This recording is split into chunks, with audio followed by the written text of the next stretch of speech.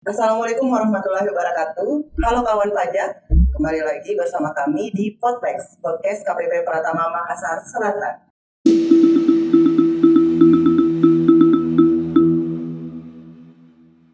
Pada kesempatan kali ini kita akan membahas terkait surat cinta dari DJP. Nggak ada angin, nggak ada hujan, tiba-tiba ada surat yang datang ke tempat kawan pajak. Bagi kami, itu adalah surat cinta dari DJP. Mungkin karena efeknya sama-sama bikin deg-degan ya. Nah, pada kesempatan kali ini kita akan membahas tuntas terkait apa sih surat cinta dari DJP tersebut. Pada podcast kali ini, saya, Ozilia, bersama dengan dua rekan saya, yaitu Kak Idam dan Kak Helmi, akan membahas terkait surat cinta tersebut. Halo Kak. Halo. Gimana kabarnya Kak Idam, Kak Helmi? Alhamdulillah. Baik. Gimana? Baik, alhamdulillah. Nah, kita langsung masuk aja ya mungkin ke materi. Boleh. Materinya yaitu terkait dengan surat cinta dari DJP. Ya. Nah, Kak Idam dan Kak Helmi kan petugas helpdesk nih di KPP Pratama Makassar Selatan. Apa sih surat-surat yang sering kawan pajak datang untuk konsultasikan di helpdesk? Bisa dijelaskan? Mulai dari siapa saya? Ya. Oke.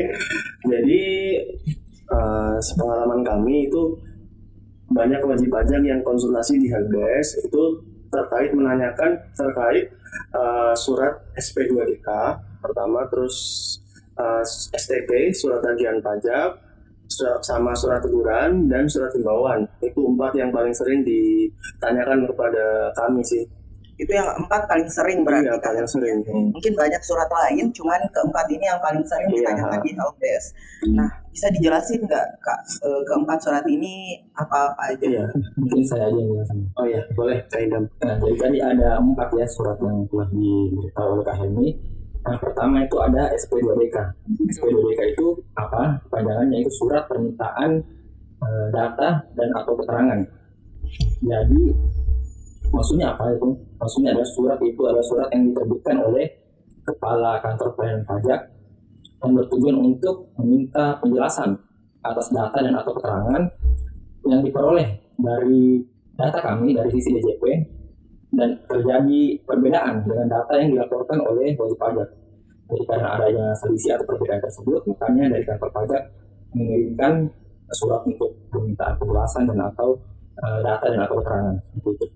Lalu ada yang kedua itu ada surat tagihan pajak tadi ya kayaknya. Iya, surat tagihan pajak atau STP.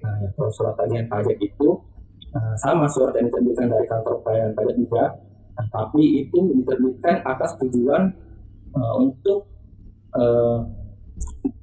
menagih ya, untuk menagih utang pajak. Jadi STP terbit karena sudah ada kewajiban yang tidak dilaksanakan sehingga terbit sanksi dan atau bunga administrasi. Ya. Nah, makanya dari itu diterbitkan STP untuk menagih. Lalu ada surat teguran ya Kak. Iya, surat teguran. Surat teguran itu merupakan tindak lanjut dari STP. Jadi setelah STP tidak dihiraukan maka akan terbit surat teguran. Intinya untuk memberikan peneguran peringatan kepada wajib pajak untuk segera melunasi hutang pajaknya. Jadi sifatnya peringatan nih. Ya, peringatan. Lalu yang terakhir ada surat himbauan. Surat himbauan itu sama diterbitkan juga dari kantor pajak, bertujuan lebih ke menghimbau wajib pajak untuk melaksanakan kewajiban perpajakannya yang masih belum dilaksanakan. Gitu.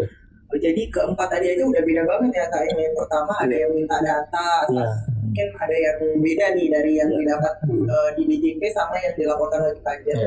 Yang kedua tadi STP ya Kak. Ya, surat tagihan pajak. Surat tagihan pajak itu karena sudah dilakukan tapi terlambat atau dia kena denda intinya lah ya. Terus tadi ada teguran dan himbauan. Nah, ada 4 ini, mungkin bisa secara singkat nih, apa sih perbedaan keempat surat ini? Jadi perbedaannya itu kalau ini kan ada 4, ada SP2DK, STP, surat teguran sama surat himbauan. Jadi untuk simpelnya itu SP2DK dan surat himbauan itu tidak ada nilainya atau tidak bernilai gitu, maksudnya tidak ada yang ditagih. Kalau surat konfirmasi wajib pajak diminta keterangan untuk SP2DK atas selisih atau perbedaan data di laporan wajib pajak dan di data pihak ketiga dari DJP. Kalau yang surat teguran dan surat tagihan pajak itu sudah bernilai Jadi di dalam suratnya itu sudah ada nilai atau denda atau sanksi yang harus dibayarkan kepada negara karena mungkin ada keterlambatan atau tidak melapor gitu. Jadi kalau diurutkan nih mungkin lebih serius di STP dan teguran Iya, Pak, daripada SP 2DK dan himbauan. Kita boleh nih nanya ke yang paling dasar. Apa sih tujuan DJP mengirimkan surat-surat cinta ini ke wajib pajak? Setuju. Ya, kalau mungkin latar belakang ya mungkin. Latar belakangnya. Jadi kalau kita bicara latar belakang ya kita bisa lihat mungkin sejarahnya. Jadi sebenarnya sistem pajak kita itu sebenarnya sekarang itu menganut sistem namanya self assessment. Nah, apa itu self assessment? Self assessment itu maksudnya adalah kantor pajak memberikan kepercayaan kepada wajib pajak untuk menghitung, membayar dan melaporkan sendiri pajak yang seharusnya terhutang. Tentu saja sesuai dengan ketentuan perundang-undangan yang berlaku ya. Nah, terus jika wajib pajak sudah melaporkan data misalnya dan laporan keuangan, penghitungannya dan sebagainya kan mereka yang tentukan sendiri. Nah, terus kantor pajak tugasnya apa? Kantor pajak tugasnya untuk mengawasi apakah kewajiban perpajakan yang wajib pajak sudah sesuai dengan ketentuan perundang-undangan yang berlaku. Apabila terdapat ketidaksesuaian, misalnya ada perbedaan atau misalnya ada selisih gitu, atau ada ketidakbenaran sesuai dengan ketentuan perundang-undangan, maka dari kantor pajak memiliki kewenangan untuk menerbitkan surat-surat seperti yang sudah dijelaskan sebelumnya ya. Surat-surat cinta tadi kan Iya, betul. Jadi itu sebenarnya sebagai mungkin tindak lanjut ya terhadap pemenuhan kewajibannya wajib pajak yang mungkin kurang sesuai gitu dengan ketentuan gitu, atau mungkin karena kelalaian atau kealpaan gitu atau dan sebagainya. Iya, jadi mungkin sekedar informasi aja buat kawan pajak semua sebelum dari self assessment yang seperti disebutkan Kak Idam tadi, sebelumnya kita itu sistemnya official assessment Kak Idam ya. Jadi kalau official assessment langsung dari DJP yang tentukan berapa, sedangkan karena sekarang self assessment jadi kemungkinan ada perbedaan ya Kak Idam, makanya dari situ kita minta data, kita melakukan teguran apabila tidak sesuai dengan aturan. Betul sekali.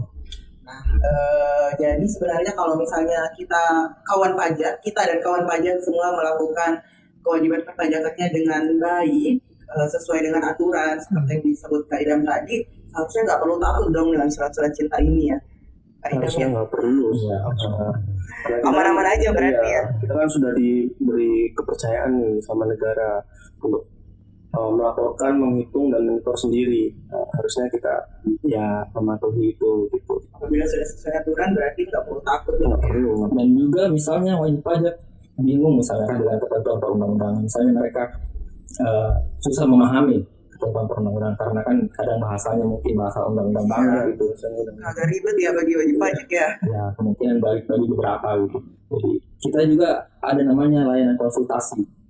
Ada layanan konsultasi bisa melalui saluran-saluran yang lain, medsos, atau bisa langsung ke helpdesk.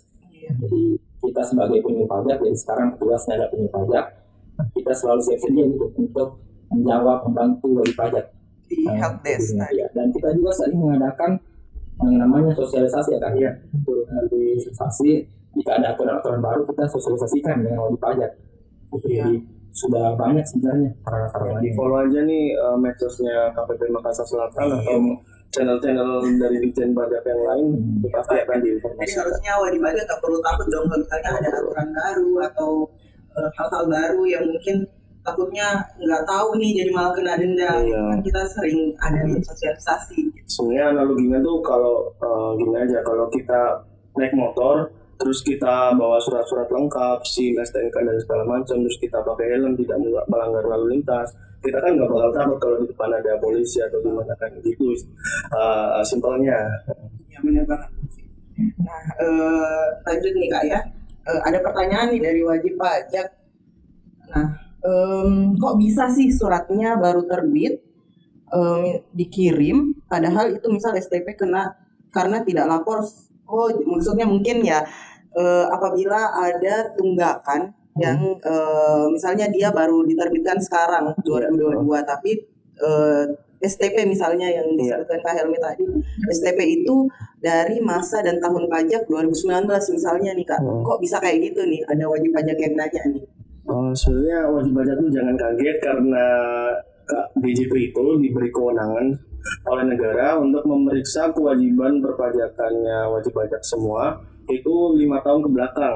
Jadi jangan kaget kalau misalnya kita tidak melaporkan atau tidak menyetor pajak sesuai dengan ketentuan yang berlaku, terus tiba-tiba kita ditagihnya sekarang. Itu masih bisa diterbitkan oleh kami. Jadi 5 tahun ya Kak? Iya, 5 tahun. Maksudnya kawan pajak mungkin beranggapan nih Kak, mungkin ya, beranggapan kalau apabila udah lewat tahunnya dan nggak ada tunggakan itu aman-aman aja. Enggak, masih bisa ya Kak? Karena kami pun sekarang makin banyak nih data dari pihak ketiganya. Data dari pihak. Iya, jadi ya hati-hati aja. Iya, jadi jangan dikira ya Kak, kalau misalnya tahun 2022 kita terbitkan kayak salah satu surat cinta tadi STP khusus 2022 aja, tapi bisa aja mundur sampai 5 tahun bisa sesuai aturan. Dan banyak memang kasus juga di Helpdesk, WP datang, dia terlambat lapor misalnya 2021, terus dia langsung meminta tagihannya, tapi kan belum terbit. Oh iya. Gitu. Tapi setelah tahun depan baru terbit, dia pertanyakan gitu, kenapa baru terbit hari ini? Iya, kenapa nggak langsung terbit? Jadi harus nunggu terbit dulu Kak ya? Iya, nanti dulu suratnya. Walaupun dia tahu mungkin dia nggak menjalankan kewajiban perpajakannya dengan baik, misalnya di 2021 terlambat lapor nih, tapi belum bisa langsung dibayar karena belum terbit ya. Jadi harus nunggu nerbit surat cinta tadi ya. Karena kita kan harus ada dasar untuk pembayarannya. Kayak gitu. Mungkin udah terjawab ya pertanyaan dari kawan pajak ini. Nah, mungkin pertanyaan yang paling banyak kawan pajak ingin tahu nih, jadi apa sih yang harus dilakukan pertama apabila kawan pajak menerima surat cinta ini? Jadi kalau untuk surat ya, kalau surat itu biasanya kami kirimkan melalui jasa ekspedisi ya. Tapi ada juga beberapa surat yang langsung diantarkan ke wajib pajak, misalnya seperti SP2DK. Oh, SP2DK dia sering diantar langsung Kak ya? Kadang ada yang diantar langsung oleh aktor seperti ini ya. Jika itu suratnya diantar langsung, maka wajib pajak dapat langsung mengkonfirmasi pada petugasnya yang mengantarkan. Tetapi jika surat itu misalnya dikirimkan via jasa ekspedisi, hal yang harus wajib pajak lakukan terlebih dahulu yaitu pertama harus mengecek dulu kebenaran suratnya. Jadi dicek dulu suratnya misalnya atau stempelnya apakah ada dan apakah sesuai asli atau bukan.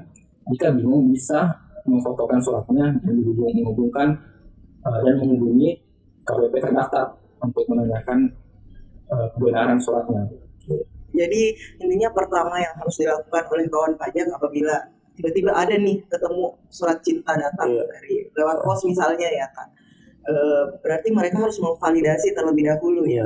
Validasi mungkin lebih gampangnya langsung difotoin aja ya daripada ngira-ngira. Kalau sempat ya ke kantor pajak dulu, kalau enggak ya bisa lewat layanan chat toh. Iya. Jadi kan kita juga udah di KPP Makassar Selatan kan udah memfasilitasi juga beberapa layanan non tatap muka, jadi mungkin bisa melalui itu atau datang langsung ke Helpdesk, bisa kami cekkan melalui sistem ya Kak. Karena belakangan ini tuh Kak banyak sekali kasus-kasus yang mengatasnamakan DJP untuk menagih pajak. Nah, yang perlu diketahui, yang perlu diingat itu untuk pembayaran pajak kami tidak ada mencantumkan rekening pribadi. Jadi kalau disuruh bayar pajak tapi itu bukan ke kas negara, itu jangan mau gitu. Catatan juga nih bagi kawan pajak, jadi semoga semoga nggak terjadi ya di bagi kawan pajak khususnya yang terdaftar di KPP Makassar Selatan. Cuman perlu hati-hati lagi aja, makanya tadi sudah dijelaskan hal pertama yang dilakukan oleh kawan pajak apabila mendapatkan surat cinta tadi, konfirmasi atau validasi terlebih dahulu. Setelah memastikan, apalagi nih tahap selanjutnya yang perlu dilakukan oleh kawan pajak semua? Nah, kalau sudah dipastikan bahwa surat cinta itu benar dari kantor pajak, maka kita selanjutnya itu melihat isi suratnya. Apakah itu SP2DK, surat teguran, surat tagihan, atau surat himbauan. Nah, kalau yang kita terima itu SP2DK, kita bisa langsung konfirmasi ke AR-nya. Di dalam surat tersebut pasti ada nomor HP AR-nya. Nah, kita bisa bikin janji atau konsultasi lewat WA saja di situ. Yang selanjutnya, jika isinya itu surat tagihan pajak dan surat teguran, itu kita bisa langsung melunasi utang pajaknya. Nah, tapi jika kawan pajak ini belum bisa melunasi semua, itu bisa juga konfirmasi ke jurusitanya atau ke AR-nya untuk mencoba mencicil atau mengangsur hutang pajak tersebut. Jadi biar dirasa lebih ringan gitu. Jadi ada diberikan keringanan begitu kan Iya, ya wajib pajak. sebenarnya kan yang kita lihat itu etikat baiknya wajib pajak untuk melunasi hutang pajak. Nah, itu. Kalau untuk surat himbauan, kalau ternyata isinya surat himbauan, itu wajib pajak bisa langsung melaksanakan himbauan tersebut. Atau bisa juga kalau memang tidak sesuai, bisa konfirmasi ke AR-nya terlebih dahulu gitu. Yang penting berarti kontak AR-nya itu ada di dalam suratnya. Iya, kayak pasti ada. untuk menghubungi pertama nih sebelum datang ke KPP pasti dia mengkonfirmasi via WhatsApp di dalam surat tersebut. Kayak gitu ya. Jadi untuk tadi kan Kak Helmi bilang untuk surat teguran dan surat tagihan pajak bisa langsung dibayar nih. Bisa ya. Cara bayarnya gimana sih Kak? Nah, cara bayarnya ini bisa datang langsung ke kantor pajak untuk membuat billing. Billing itu sarana untuk pembayaran pajak. Nah, di billing itu tersebut ada memuat nama wajib pajak, NPWP wajib pajak, terus jenis dan kode setornya apa, jenis pajaknya apa, terus nomor ketetapannya sama jumlahnya. Nah, itu ketika wajib pajak sudah menerima billingnya, sudah ada billingnya, itu bisa dibayarkan di kantor pos atau di bank, atau juga bisa lewat mobile banking gitu. Jadi gampang ya Kak? Gampang. Bisa juga bikin billingnya lewat DJP online. Kalau yang sudah punya Evin, sudah punya akun DJP online, itu bisa lewat situ bikin billingnya. Jadi nggak perlu ke kantor pajak. Mungkin kemungkinan kawan pajak sudah punya nih ya kalau DJP online, karena kan DJP online digunakan juga untuk pelaporan SPT ya. Iya, seharusnya sudah punya. Baik, untuk pertanyaan selanjutnya nih Kak, ini ditanyakan juga langsung dari wajib pajak. Ya. Berapa lama jangka waktu yang kantor pajak berikan nih ke kawan pajak kita untuk menyelesaikan setelah menerima dari surat-surat cinta tadi? Kalau untuk jangka waktu sebenarnya berbeda-beda ya, tergantung jenis suratnya ya. Kalau dari jangka waktunya, misalnya nih SP2DK itu jangka waktunya 14 hari sejak tanggal surat diterbitkan. Jadi kita bisa lihat dari suratnya ada tanggalnya di situ. Sudah ada di dalam suratnya juga Pak ya? Kurang lebih 14 hari setelah itu diterbitkan. Ya.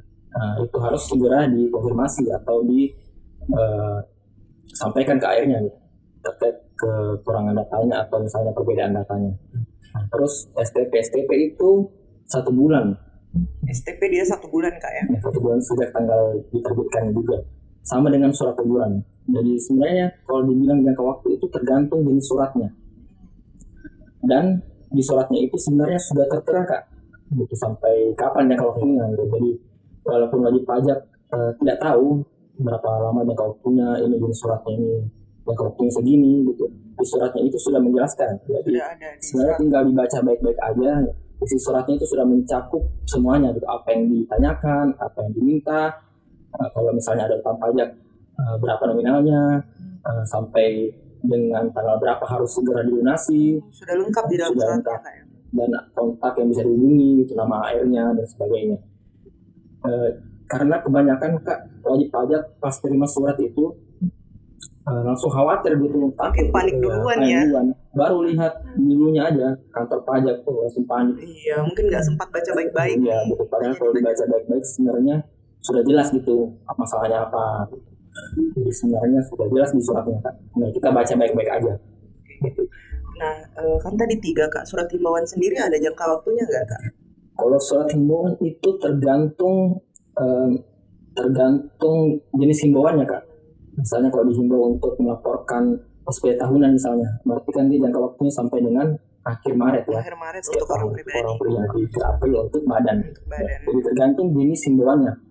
Dan sudah ada juga di suratnya itu, di surat himbauannya. Sudah jelas di suratnya Sudah ya. jelas. Jadi untuk kawan pajak nih yang terima surat cinta ini jangan panik dulu. Jadi sebisa mungkin suratnya dibaca baik-baik dulu karena di dalam suratnya sudah tertera dengan jelas kapan harus dilaksanakan, kapan harus dibayar mungkin juga kayak. Terus ada kontak AR yang AR atau jurusitanya untuk mengkonfirmasi terkait surat-surat cinta ini. Kayak gitu. Jadi sebenarnya udah gampang ya Kak. Sangat mudah. Sudah sangat mudah sebenarnya dan sudah sangat jelas di suratnya. Nah, apabila di sini Kak kan ini kadang dikirim lewat pos atau ekspedisi yang lain mungkin ya. Nah, itu nggak sedikit nih kawan pajak yang cerita di sini kalau mereka kadang nggak nerima suratnya, entah hilang atau atau mereka nggak di tempat di lokasinya itu sesuai yang terdaftar di KPP. Nah itu gimana sih kalau mereka nggak mengindahkan surat-surat cinta tadi? Apa sih konsekuensinya Kak? Mungkin bisa dijelaskan Kak Idam? Jadi kalau misalnya kawan pajak, misalnya suratnya nggak sampai, kan suratnya misalnya dari jasa ekspedisinya mungkin nggak sampai atau mungkin salah alamat, terjadi perbedaan alamat di alamat sebenarnya dengan alamat yang terdaftar di NPWP-nya, sehingga suratnya nggak sampai. Dan wajib pajak nggak tahu kalau dia sudah disanksi misalnya, didenda dan sebagainya. Kalau alasannya karena itu gitu, masih bisa dibicarakan lah dengan bagian penagihannya. Kalau untuk SPP masih bisa dibicarakan gimana tindak lanjutnya. Karena kalau untuk surat yang bersifat menagih Kak, seperti SPP, surat teguran dan sebagainya yang bersifatnya itu menagih, yang ada unsur utang pajak di dalamnya, itu sebenarnya ada seperti prosesnya gitu. Jadi jika misalnya STP jika 1 bulan tidak diindahkan atau tidak ditindaklanjuti akan terbit surat teguran. Nah setelah itu jika tidak dihiraukan lagi atau tidak ditindaklanjuti lagi, maka bisa terbit surat paksa. Nah ujungnya apa? Bisa sampai ke penyitaan aset wajib pajak, atau bisa pemblokiran nomor rekening wajib pajak, sampai bisa aset wajib pajak dilelang seperti itu. Jadi ada proses hukumnya terhadap utang pajak atau sanksi yang tidak dilunasi Kak. Seperti itu. Ngeri juga ya sebenarnya. Iya, jadi sampai penyitaan dan penyanderaan tadi ya. Nah, Kak itu kan tadi dia kegiatan penagihan berarti Kak ya. Semua surat cinta dikenakan sampai ke sana atau gimana nih Kak? Ya, itu nggak semuanya karena kan ada berbagai macam surat ya. Kalau untuk SP2DK misalnya, SP2DK kan itu surat permintaan data dan atau keterangan. Ya, surat itu kan tidak memuat unsur utang pajak di situ. Dia cuma sifatnya untuk meminta konfirmasi terhadap perbedaan data. Jadi karena ada data yang tidak equal, data yang tidak sama, wajib pajak diminta konfirmasi. Jika tidak dikonfirmasi dalam 14 hari misalnya, itu bisa sampai diperiksa gitu wajib pajaknya. Jadi ini belum sampai ke proses penagihannya, tapi baru awal. Tapi bisa jadi pemicu untuk timbulnya utang pajak sampai ke proses penagihan. Jadi awalnya saja kalau untuk SP2DK ya. Kalau untuk surat himbauan sama seperti SP2DK.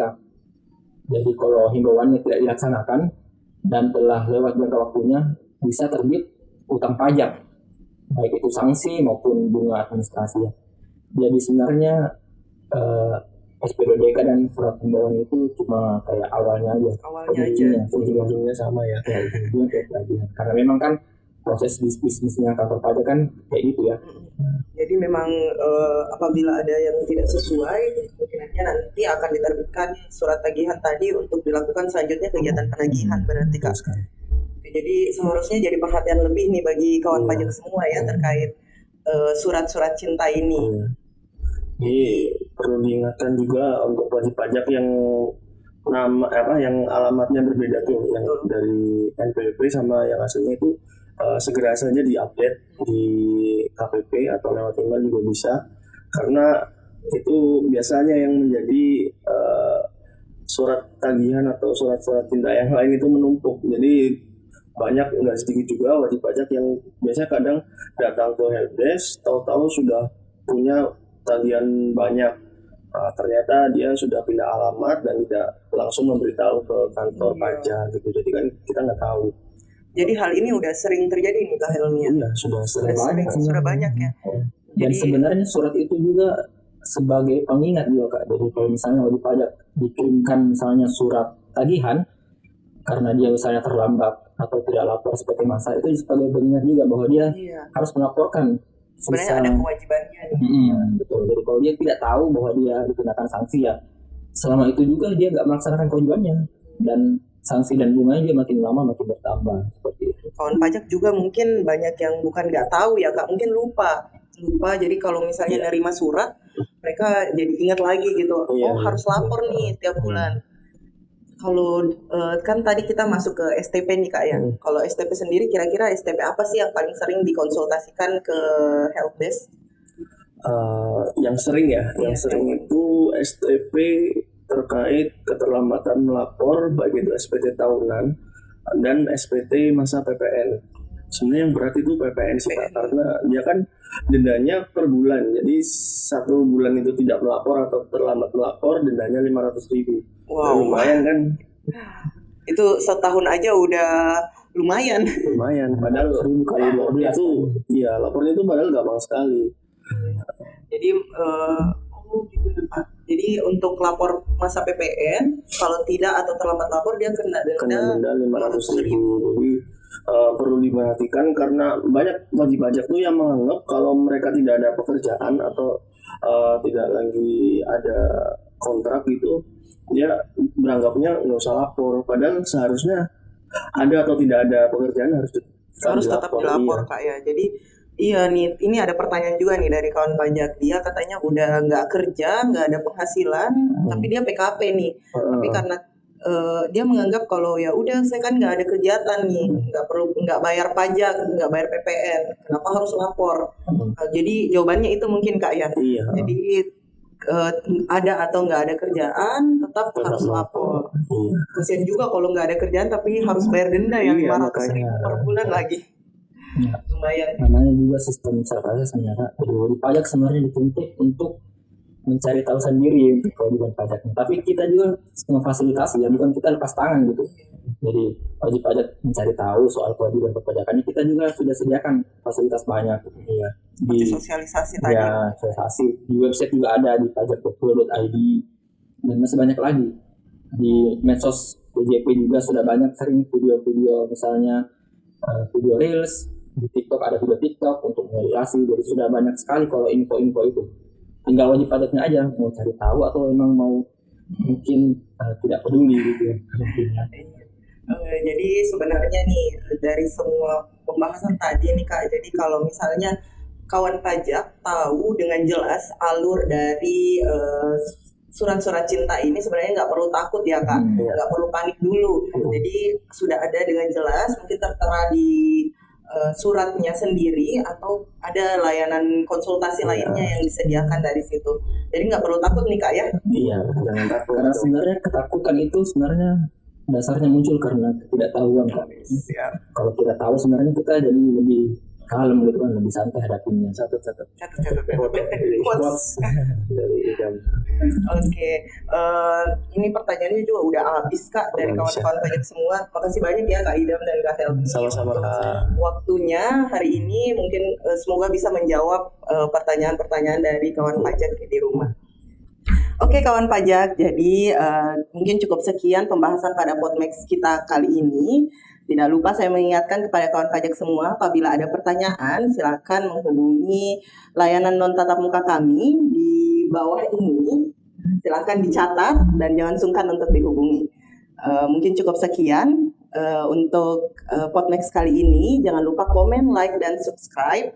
Dan apabila ada kawan pajak yang ingin request terkait materi selanjutnya, silahkan di komen ya kawan pajak semua. Mungkin cukup sekian. Sampai jumpa di Podmex selanjutnya. Dadah.